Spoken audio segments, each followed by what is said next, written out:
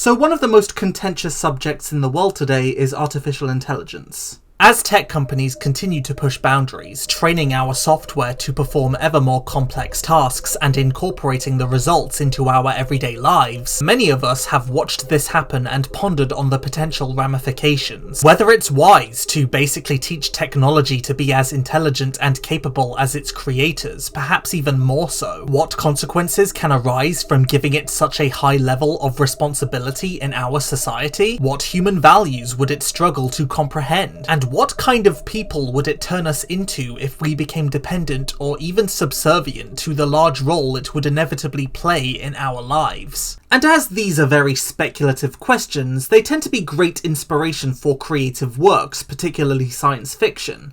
Which brings us to Doctor Who. Hi, welcome to the Whoniversals.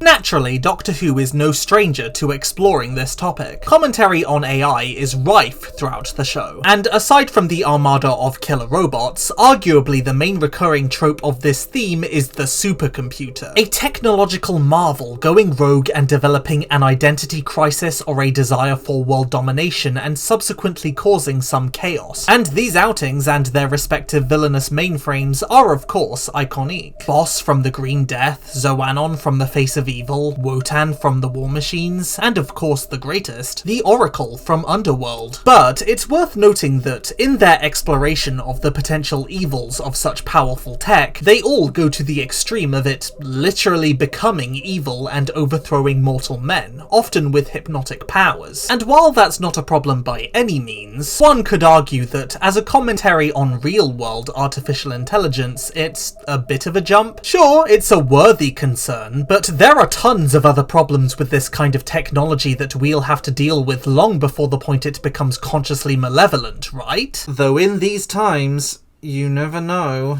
But that brings us to the Ice Warriors. Yes, the cereal with the bipedal sleepy lizards. No, the ones from Mars. Yeah, those. What's often unappreciated about this tale is its sharp criticism of AI woven throughout. But for once, the problem isn't caused by the software going rogue. Instead, it's operating exactly as programmed. And that's the problem. Earth, circa 5000 AD, and humanity is under threat from an encroaching ice age. Across the globe are numerous scientific bases combating the problem. The glaciers held at bay by ionization devices that magnify solar energy in controlled bursts. But at this point in the future, AI decision-making is highly integrated into the social progression and professional hierarchy of human civilization. All staff on these bases, regardless of authority, ultimately have to answer to what their computers conclude is the best plan of attack for the wider global good, based on data which they feed into it. The computers compile the schedules, determine the ionization intensity, are the deciding factor on the working capabilities of potential employees, and so on. No scientific conclusion is to be made or any significant action to be taken by the team without the transaction of their information for the software's confirmation or guidance, apparently eliminating any error or risk. Very efficient, we're told. This serial focuses on the Britannicus base because it's Doctor Who. The leader, well, human leader here, is Clent, a successful scientist who has very much bought into this AI-dictated lifestyle. He expects unquestioning efficiency and cooperation in following the goals the computer has set, the very notion of not consulting or obeying it seeming inconceivable to him. There's safety in the computer's methodical troubleshooting, so the idea of rejecting it in favour of a human's more potentially risky ideas terrifies him, and he as leader could suffer consequences from world control for any misconduct under his watch. So he copes with all of this anxiety by convincing himself that people are unreliable and misplacing a ridiculous amount of faith in the computer's judgment. This attitude causes tension between him and members of his team, notably his former ionization expert turned self-imposed exile Penley. A loose cannon in this machine-dictated world, Penley's free-thinking approach clashed so much with Clent's rigid authority under AI that he cracked and outright left the base in protest. With no one else nearly as qualified on the ionizer and Clent reluctant to send for another potentially troublesome expert, Britannicus is falling dangerously behind in progress. When the Doctor turns up, things have become so dire that not only is the glacier barely being kept in check, but the base itself is on the verge of exploding. It's only thanks to him that it doesn't, as none of the remaining staff had either the proficiency to stop it nor the foresight to predict it, given their subservience to prior AI diagnosis. Clent reluctantly utilizes the Doctor's help in getting the ionizer back on form, though still having the computer scrutinize his finished work, much to his disapproval. Already, it seems like this system is causing some workplace complications, but that doesn't matter if it gets results, right? Surely, human subservience to mainframe decision-making is worth it if it can overcome a crisis, right?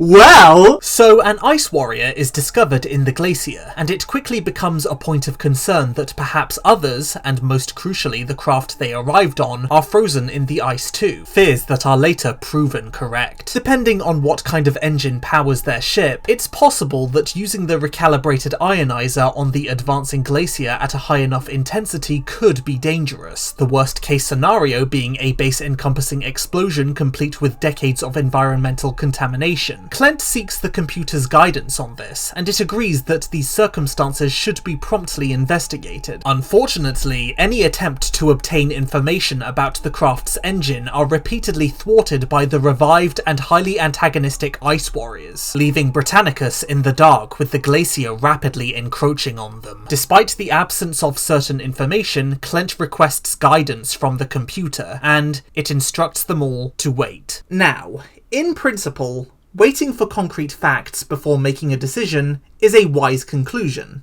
But when you consider the probabilities of this situation, it's certain that the glacier will absolutely obliterate the base if it advances far enough, whereas using the ionizer doesn't necessarily guarantee disaster. Even the Doctor points this out. After a certain point, my base will have to activate the ionizer regardless of the consequences. But that doesn't matter to the computer, since it's logically hardwired to avoid risks no matter what, and both outcomes, the glacier's approach or using the ionizer, potentially result in destruction. So really, the command to wait is a euphemistic refusal to choose between a rock and a hard place. And while the Britannicus crew are fully cognizant of this, they are so gripped by a fear of risk that this society has instilled in them that they refuse to disobey. And this is demonstrated beyond a shadow of a doubt at the end of the story. While a captive of the Ice Warriors, the Doctor finds out their craft operates on an ion reactor, meaning, well, basically anything could happen. It's pretty much the same risk level as not knowing. And when he eventually gets this information back to Britannicus and Clent is able to provide the computer with the concrete facts and request instructions, it straight up refuses to cooperate. And with all the software-loyal Britannicus staff at a loss, the Doctor lets the independent Penley take command to override the computer's authority, take the risk, and fire the ionizer at full power. And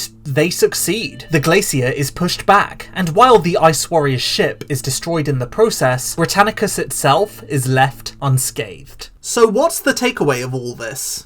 Well, at its core, this is a cautionary tale about what may become of us if we fashion our society around AI decision-making and entrust it with solving our human dilemmas. That's not to say the technology is useless per se. It does provide important information when needed, but when it comes to putting it in charge of problems that require a solution outside of its function, like taking a necessary risk for instance, it will fail. And if everyone is geared to be subservient to its programming, then it's possible we may end up lacking the ability or conviction to resolve such situations ourselves. There are so many other details throughout the serial that complement this theme. Clint is so AI-pilled that he doesn't actually seem to care about the Ice Warriors themselves, only what complications their ship poses to Britannicus's mission. That is, until they turn up and directly threaten the effectiveness of the base. He's similarly dismissive of Victoria's well-being when she's taken hostage by them. She's not staff and plays no role in the mission, ergo the computer wouldn't care, therefore neither does he. Additionally, the story makes it clear that just because Penley rejects the computer doesn't necessarily mean he was right for abandoning his post, since his return in conjunction with its failure is what saves everyone. Near the climax, when the Ice Warriors storm the base, the Doctor himself takes a necessary risk to thwart them that could potentially be lethal to Jamie and the crew, serving to parallel the even greater risk that Britannicus needs to perform in order to succeed. Hell, even something as fundamentally simple as it being a second Doctor story speaks volumes, given how he's arguably the incarnation most passionate about independent free will. It's a serial with a lot to say, which is why I've always been dubious about some of the criticism I've seen towards it, because it often boils down to, it's a boring generic base under siege story with unlikable characters who drive you insane by repeatedly banging on about the computer and I just don't care. Which,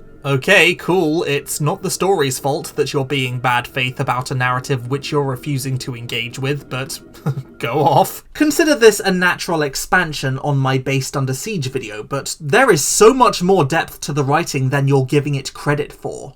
It's clear that this is an adventure just as much about the Ice Warriors themselves as it is about using them to bolster a larger societal commentary, something that writer Brian Hales would continue doing with them in all of his subsequent stories. The Seeds of Death features them hijacking a global transmat system for their own ends, a conflict which embodies the wider thematic concern for humanity's tendency to put all of our eggs in one basket when it comes to new innovations, especially technological, using the then current space race as inspiration. And both Peladon serials speak for themselves. They're dripping with intense political intrigue which the Ice Warriors' shifts in allegiance serve quite well. Hales clearly had a lot to say with them in mind, and their original story is no exception there. And given how its subject matter relates to current year and our discourse surrounding the topic of artificial intelligence, it's aged pretty well. So I hope people begin to acknowledge that more.